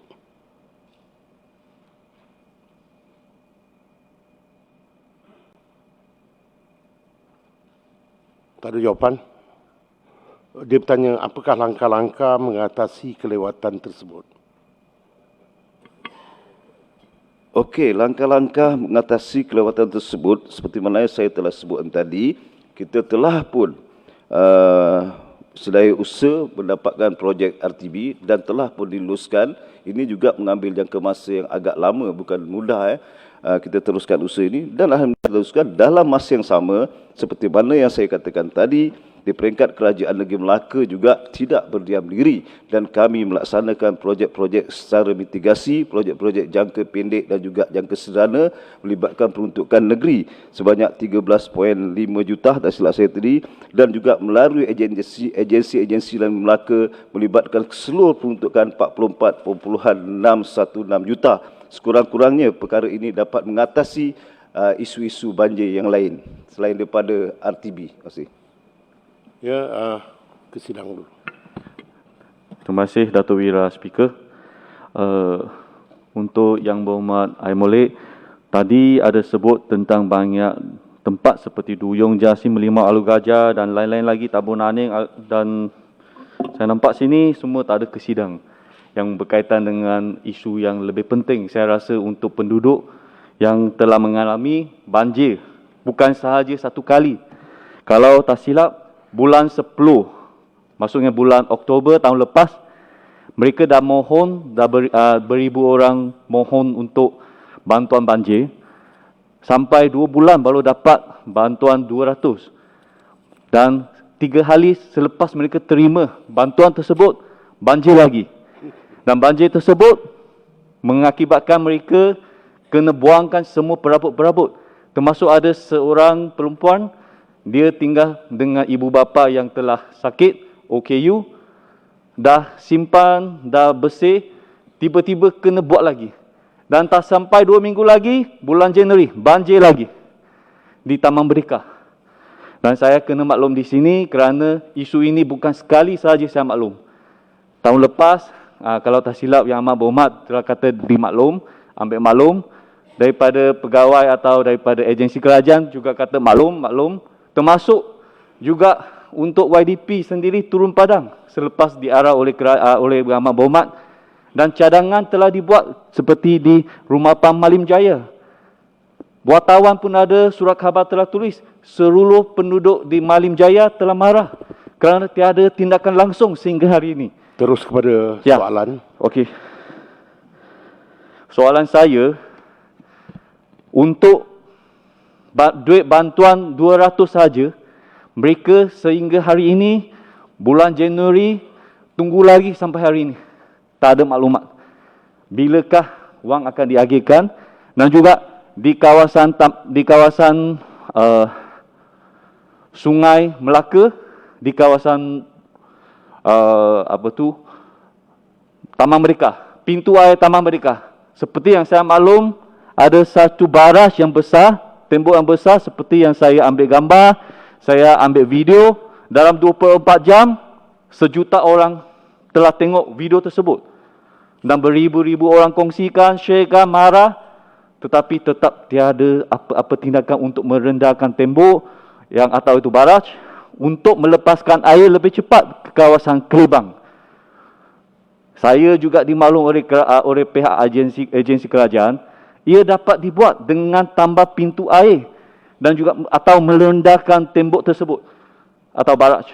Tetapi tiada langsung apa-apa tindakan daripada kerajaan sedia ada.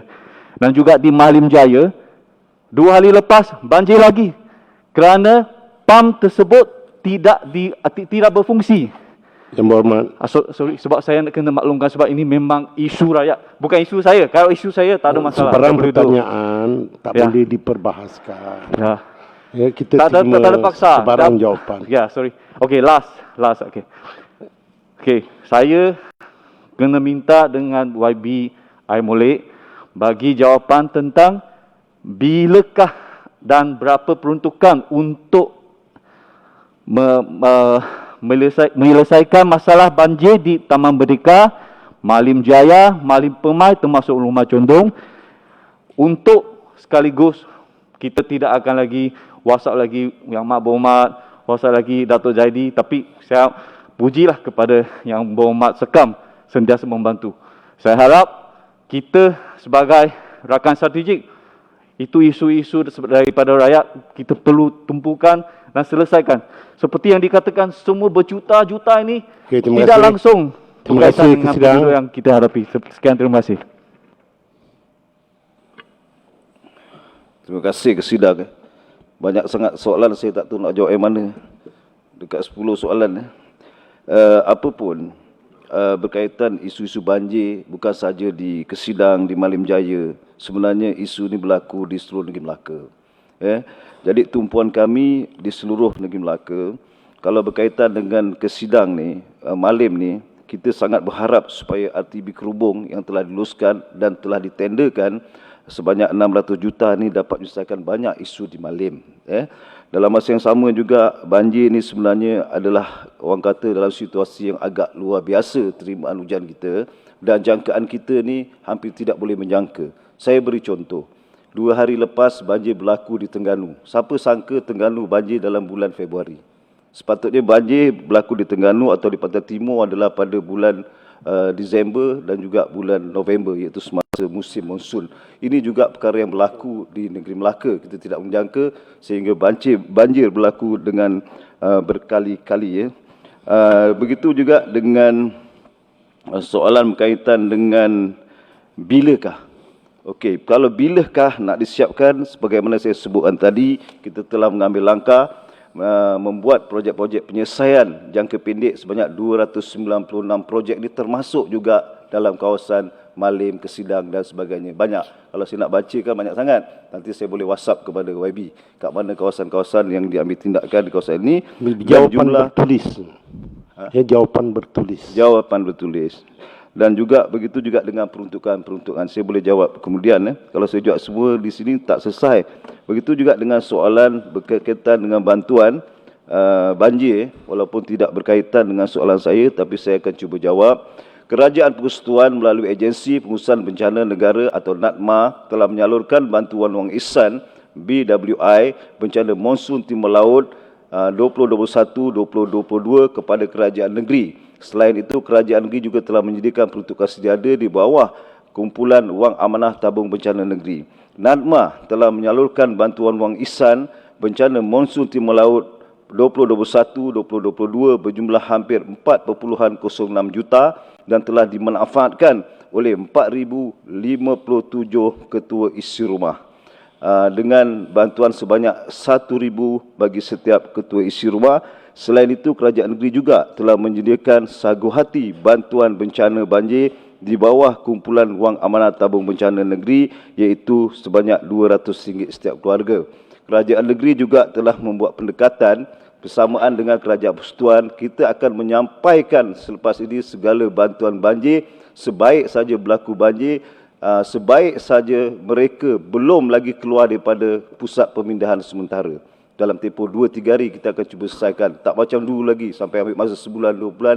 Selepas ini kita akan ambil masa lebih kurang 2-3 hari sebelum mereka balik ke rumah, insya-Allah. Kalau ada sedikit-sedikit kelemahan, saya juga mohon kepada YB Kesidang dan YB ahli-ahli yang berhormat yang lain untuk membantu kami dalam isu ini. Terima kasih. Ya, soalan ketiga yang akhir. Pencerahan sikit tadi. Aikro. Setelah pencerahan, Datuk Ira Speaker. Sebab tadi ada sebut tentang yang RM1,000.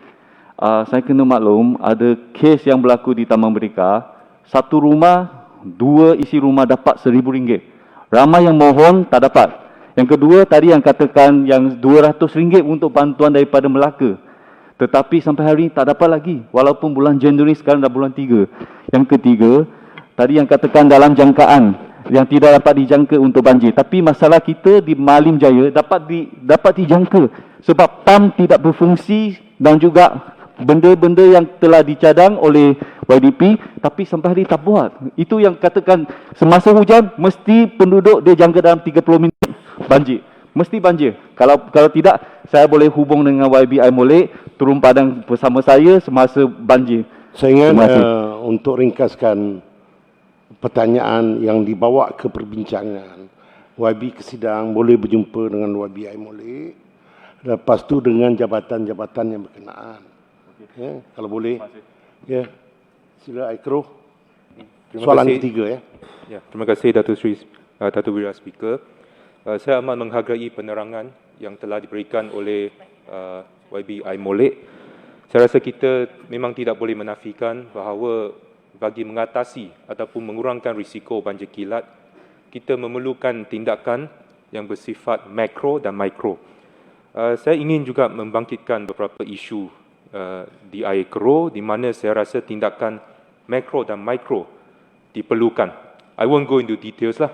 Tapi selama 2 tahun ini, saya sendiri bersama dengan penduduk-penduduk, persatuan penduduk ataupun wakil penduduk pernah menulis kepada agensi-agensi yang berkaitan. Tak kurang daripada 20 surat dan surat-surat itu berkenaan dengan banjir kilat yang berlaku di lokasi-lokasi tertentu dalam dun air keruh. Surat itu bukan sahaja kami kata ada banjir kilat sini, mohon tindakan dari kerajaan. Kebanyakan surat saya dilengkapi dengan cadangan-cadangan untuk kajian kerajaan negeri, tapi kebanyakan surat itu, hampir semua surat itu kami tak ada reply ataupun tindakan susulan daripada kerajaan. Sebagai contoh, cadangan-cadangan yang pernah saya cadangkan termasuk Jalan Delima Bukit Berang untuk tukar gradient longkang itu dan naik taraf. Di Jalan Suterawangi 14, wujudkan longkang di Taman Suterawangi Fasa 3, Jalan Wakaf Bukit Katil Damai, kita perlukan satu longkang konkrit untuk menggantikan longkang tanah yang sedia ada. Bukit Berang Bestari, tak ada outlet ke sungai yang lengkap. Air itu sampai ke satu tanah swasta, dah berhenti. Jadi saya ingin menanya kepada Exco, YB Molek, bagaimanakah kita boleh memastikan selain daripada tindakan-tindakan ataupun projek-projek yang diumumkan oleh kerajaan yang bersifat makro ini, bagaimanakah kita boleh tukar top-down approach ini supaya suara-suara daripada adun pembangkang, persatuan penduduk ataupun NGO-NGO yang berkaitan ini juga boleh disampaikan kepada kerajaan dan kemudian suara itu diambil kira dalam segala perancangan untuk mengatasi banjir kilat. Itu soalan saya, Speaker. Terima kasih Aikro. Saya memahami situasi di Aikro memang banyak berlaku kes-kes banjir di Aikro, terutamanya di tempat-tempat yang YB sebutkan, termasuk juga di kawasan Sungai Putat, di kawasan Taman Bukit Beruang Bestari dan lain-lain. Sebenarnya kita telah pun mengambil tindakan-tindakan di kawasan tersebut. Namun demikian, sekiranya ada ataupun tidak ada dalam senarai saya ni 296 nanti, saya akan berhubung dengan YB Aikro. Untuk kawasan longkang-longkang dalam kawasan perumahan ini adalah di bawah tindakan PBT. Kalau saya lihat di sini, di bawah Majlis Bandaraya Melaka Bersejarah ada 4.3 juta, di bawah MPSTJ ada 1.6 juta. Saya percaya ada dalam ni, tapi saya tak dapat nak sebut satu-satu. Banyak, nanti saya bagi tahu dekat YB. Kalau tak ada, saya akan masukkan. Minta PBT masukkan. Terima kasih. Okey, soalan seterusnya.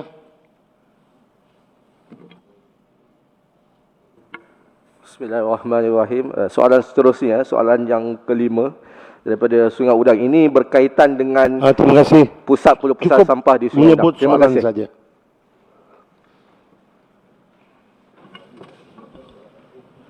Bismillahirrahmanirrahim. Assalamualaikum warahmatullahi wabarakatuh. Saya bacakan soalan ini bersekali. Saya rasa soalan 7 daripada Sungai Udang. Boleh kita bacakan bersekali dengan soalan 6 daripada Sungai Udang. Saya bacakan soalan supaya semua boleh fahamlah apa soalannya. Pertamanya, apakah langkah-langkah yang dilakukan oleh kerajaan negeri di dalam memastikan tapak pelupusan sisa pepejal ini tidak mengganggu keselesaan penduduk di Sungai Udang?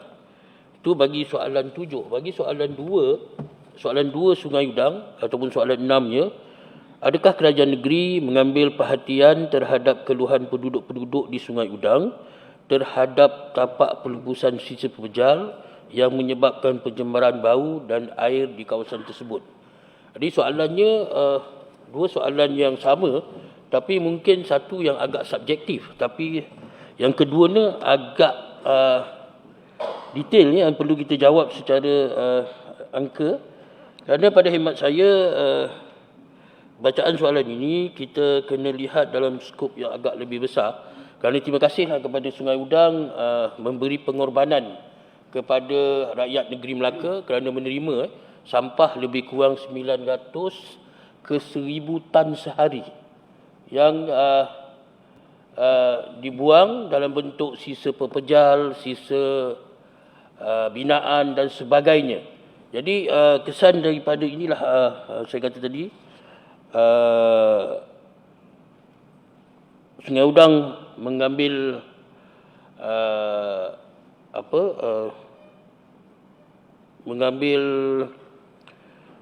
maksudnya sebut ni mengambil berkorban untuk rakyat Melaka. Susah nak sebut lah. Bila orang bertahun-tahun lamanya berkorban ni, saya rasa macam gembira pula. Macam ternampak pengorbanan di Johor nanti. Jadi dulu kawasan ini sebenarnya adalah kawasan yang agak terpencil kerana kesan daripada pembangunan menyebabkan berlakulah pertambahan perumahan dan sebagainya. Bila berlaku keadaan itu, maksudnya akan mulalah berlaku aduan-aduan daripada penduduk berkaitan dengan keadaan tersebut. Jadi Yang Hormat Speaker, berkenaan dengan soalan 1 tadi, saya sebut satu persatu. Di antaranya, pihak SW Corp mendapati serakan bau ini ataupun keselesaan ini berpunca daripada bawaan angin dari kawasan tapak sel aktif yang menyebabkan berlakunya pencemaran bau sehingga kawasan penempatan penduduk. Dulunya tak ada kawasan perumahan, tapi masa berkembang tuan tanah mempunyai tanah di sekitar itu, jadi kita terpaksa juga penerima cadangan-cadangan bagi tuan tanah, milikan tanah untuk membangunkan kawasan perumahan di kawasan tersebut. Kemudian SW Corp telah mengarahkan pihak Green Vero Solution Sdn Berhad selaku operator tapak untuk mengambil tindakan serta-merta bagi mengawal serakan pencemaran bau tersebut. Antara langkah-langkah yang dilaksanakan oleh pihak operator tapak adalah seperti berikut. Pertamanya, penyemburan efektif mikrob pada kawasan yang terbuka. Menggunakan lebih daripada 3,000 liter efektif mikrob setiap hari kepada kawasan tapak sel aktif secara berperingkat, iaitu pada sesi pagi, petang dan malam. Penggunaan EM ini dapat mengurangkan bau secara drastik berbanding kaedah konvensional yang lain. Dia ada macam-macam kaedah untuk mengurangkan pencemaran bau itu. Kawasan sel aktif ini dihadkan kepada 20% saja. Daripada seluas-luas tapak itu, hanya 20% saja yang kita boleh gunakan sebagai sel aktif. Menghadkan kawasan sel aktif ini hanya 20% sahaja, manakala 80% lagi kawasan perlu ditutup bagi mengurangkan serakan bau keluar dari tapak tersebut. Perkara ini merupakan prosedur operasi standard atau SOP yang diwajibkan dan dipatuhi setiap masa oleh pihak operator. Yang ketiganya, kerja-kerja timbusan tanah harian, daily cover secara teratur. Yang ni, tanah ni dia tambak lebih kurang 150 ke 300 meter. Mewajibkan timbusan harian setiap hari pada sel aktif. Tambak, tutup. Kalau dia buang, tambak, tutup balik. Bagi mengawal air larian ke permukaan, penghasilan licit, limpahan licit, bau dan gas metana. Kerja-kerja ini menggunakan tanah liat lah. sebagai bahannya dan ketebalan di antara 150 mm sehingga 300 mm atau menutup kawasan-kawasan tersebut dengan kanvas. Kemudiannya, memastikan pelepasan air terawat mengikut standard yang ditetapkan oleh Jabatan Alam Sekitar. Memastikan air terawat mematuhi piawaian peraturan-peraturan alam sekeliling, kawalan pencemaran daripada stesen pemindahan sisa pepejal dan kambus tanah 2009 yang dikeluarkan oleh Jabatan Alam Sekitar sebelum dilepaskan keluar dari tapak pemantauan. Dijalankan di kawasan-kawasan sungai berhampiran iaitu Sungai Air Batu, Sungai Seberang Gajah serta Sungai Udang.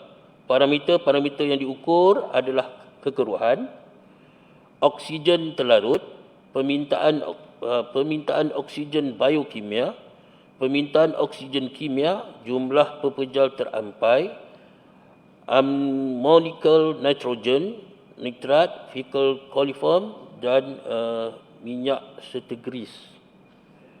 Kualiti air ini dibandingkan dengan National Water Quality Standard di bawah Jabatan Alam Sekitar. Itu bagi soalan yang saya kira berkaitan dengan soalan 1 ataupun soalan 7 bagi Sungai Udang.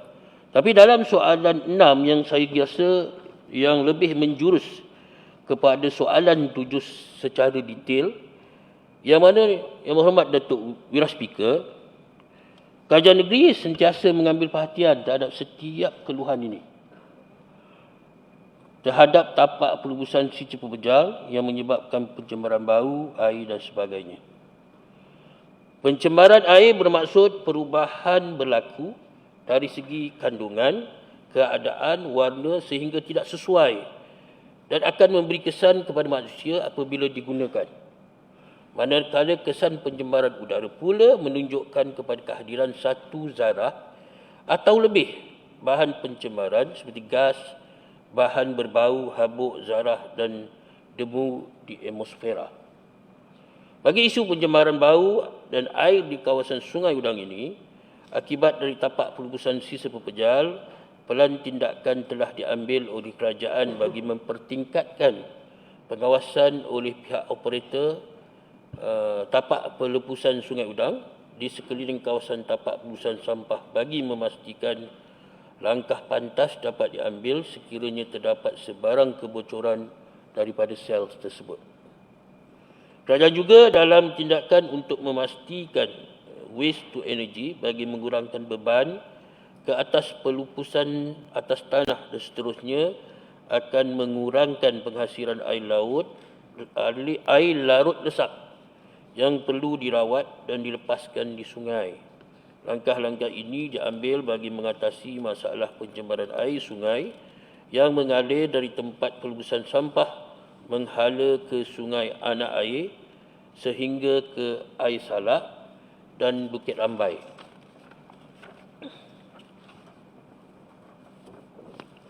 Jabatan Alam Sekitar Negeri juga sentiasa memantau prestasi pematuhan operator di tapak pelebusan sanitari Sungai Udang. Dalam tempoh 2 tahun, tahun 2020 sehingga tahun 2021, sebanyak 20 lawatan penguatkuasaan telah dijalankan oleh Jabatan Alam Sekitar terhadap operator tapak bagi memastikan pematuhan Akta Kualiti Sekeliling, Akta Kualiti Alam Sekeliling 1974.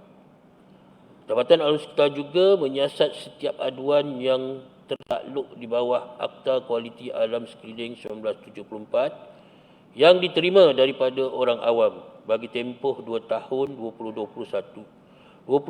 hingga 2021 sebanyak 9 aduan berkaitan tapak pelebusan sampah yang telah diterima dan telah diselesaikan merangkumi aduan berkaitan bau dan air. Pihak Jabatan Alam Sekitar Negeri Melaka sentiasa memantau dari masa ke semasa dan akan memastikan pihak operator mematuhi dan melaksanakan setiap arahan penambahbaikan yang diberikan. Pelan tindakan yang telah diambil oleh pihak operator tapak pelubusan sampah Sungai Udang bagi mengelakkan berlakunya masalah pencemaran air dan bau adalah seperti berikut. Pertamanya, membuat semburan efektif mikrob 3 kali sehari bagi mengawal bau. Keduanya, mengadakan recycle pump berkapasiti lebih tinggi untuk mengepam lebihan licin masuk semula ke dalam sel yang telah ditutup. Ketiga, penggunaan mudball di sungai berhampiran sawah padi seberang gajah atau mudball. Keempat, pemantauan lebih kerap dilakukan untuk memastikan licin sentiasa terkawal. Yang kelima, membina saliran longkang bagi mengalirkan kebocoran licin masuk ke loji rawatan. Untuk makluman, tindakan tegas juga sentiasa diambil ke atas operator yang bertanggungjawab bagi memastikan pematuhan terhadap Akta Kualiti Alam Sekeliling 1974 berdasarkan rekod 2 tahun 2020 sehingga 2021 sebanyak 7 kompaun dan 5 notis arahan di bawah Seksyen 31 dan 37 Akta Kualiti Alam Sekeliling 1974 telah dikeluarkan oleh Jabatan Alam Sekitar Negeri kepada operator bertanggungjawab. Sebanyak 3 kes tindakan mahkamah juga telah dikenakan dan berstatus selesai selepas tempoh 2 tahun ini. Operator tapak pelubusan sampah adalah diarahkan dan diwajibkan untuk menjalankan pengawasan kualiti alam sekeliling bagi mematuhi jadual pematuhan syarat-syarat EIA yang ditetapkan oleh Jabatan Alam Sekitar. Untuk makluman, terdapat 3 sungai penerima berhampiran dengan tapak pelubusan tersebut, iaitu Sungai Udang, Sungai Seberang Gajah dan Sungai Air Batu.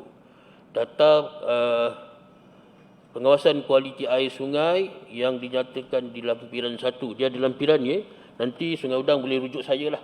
Dia ada banyak parameter yang diambil kira dan ada SOP limit yang menentukan kualiti air itu selamat atau tidak selamat lah. Jadi bagi proses pematuhan pelepasan air laut resap dari tapak pelubusan sampah Sungai Udang, semakan sistem online environmental reporting atau OER Jabatan Alam Sekitar menunjukkan pelepasan air laut resap dari tapak ini mematuhi standard yang ditetapkan. Ada dalam lampiran, nanti lepas ni boleh saya tunjukkan. Pihak operator adalah diwajibkan untuk menjalankan persempelan. Okey. Sebab Yang Amat Berhormat Ketua Menteri dia kata cuba gunakan bahasa Melayu. Jadi saya cuba bahasa Melayu. Yang Berhormat Serkam, direct to the question. Speaker? Tolong jawab soalan. Ini saya jawablah. Pak, you buat perterjemahan persampilan. Yelah, pasal takut tak selesai kan. Tak perlu. Okey, kat mana tadi? Dan melaporkan keputusan analisa kepada Jabatan Alam Sekitar menerusi sistem OER. Jabatan Alam Sekitar juga dari masa ke semasa menjalankan pemeriksaan berkala ke atas premis ini bagi memastikan pematuhan terhadap Akta Kualiti Alam Sekeliling 1974 termasuklah pelepasan air larut resap dari tapak pelubusan ini. Pihak operator juga adalah diwajibkan untuk melaporkan kepada Jabatan Alam Sekitar data pengawasan pelepasan air larut resap menerusi perunding dan makmal yang bertauliah. Ini juga ada dalam lampiran. Nanti boleh rujuklah kepada saya selepas ini. Kemudian operator tapak pelubusan juga diwajibkan untuk menjalankan pengawasan bau di lokasi-lokasi yang ditetapkan bagi mematuhi jadual pematuhan syarat-syarat EIA yang ditetapkan oleh Jabatan Alam Sekitar. Metodologi yang diguna bagi pemantauan bau ini adalah mengukur arah dan kelajuan angin, suhu, kelembapan menggunakan 5 siri cuaca, Kestrel 5 Series Weather and Environmental Meter, dan kandungan gas metana menggunakan Aeroqual Series 500 Sampling Detector. Lokasi persempelan koordinat dan standard gas dikesan dinyatakan dalam lapiran 4 dan 5. Ni semua ada dia punya hasil saya ingat jawapan itu terlalu panjang. Yang berhormat beri jawapan bertulis lagi baik. Tak, ni saya tegakkan proses saja. Terlalu panjang ni. Detail dia. Ajal kajian saya tak terang. Masa kita dah habis dah sebenarnya. Oh, dah habis. Alah, minta maaf lah, saya terambil masa awak. Tapi ini penting saya fikir untuk nak mengajar praktis bagaimana mengawal mutu alam sekitar negeri, terutamanya berkaitan dengan tampak pelurusan sampah ni.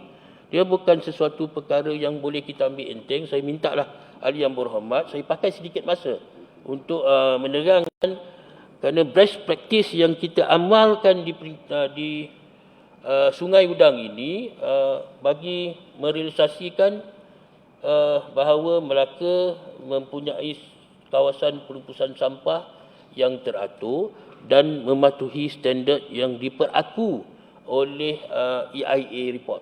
Ini di antara dan kita juga mengambil maklum bahawa sampah di Sungai Udang ini perlukan satu sistem atau mekanisme teratur yang di antaranya yang telah kita susun adalah waste to energy. Kita tukar daripada sampah yang tidak mempunyai nilai, kita tukar menjadi sampah yang mempunyai nilai dengan menukar daripada sampah kepada sumber tenaga baru.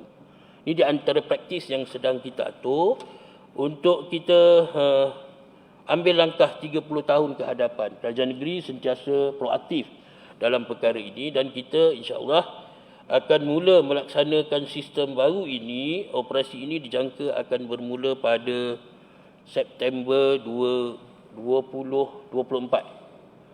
Bagi pengambilan balik tanah semua kita akan selesaikan dalam tahun ini dan pemberian milik tanah mungkin pada 20 September 2023.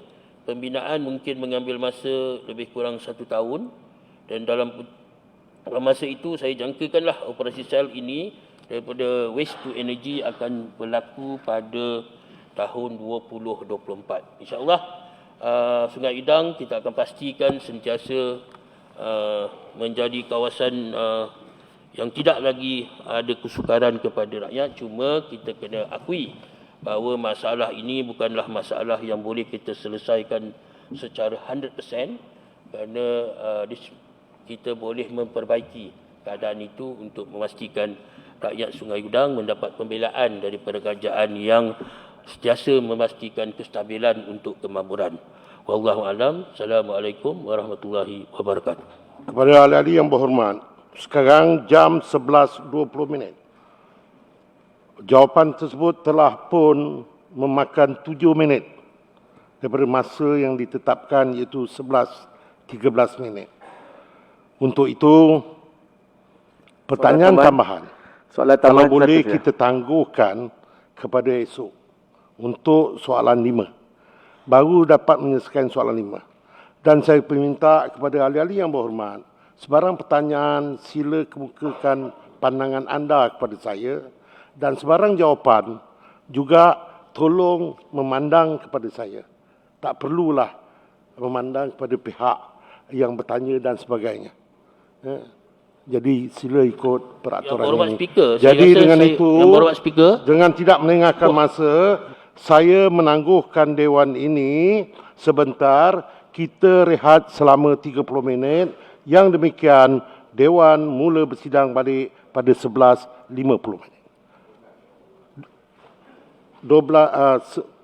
Sekarang 12.20, 30 minit. Ya, 50 minit. 11.50 minit.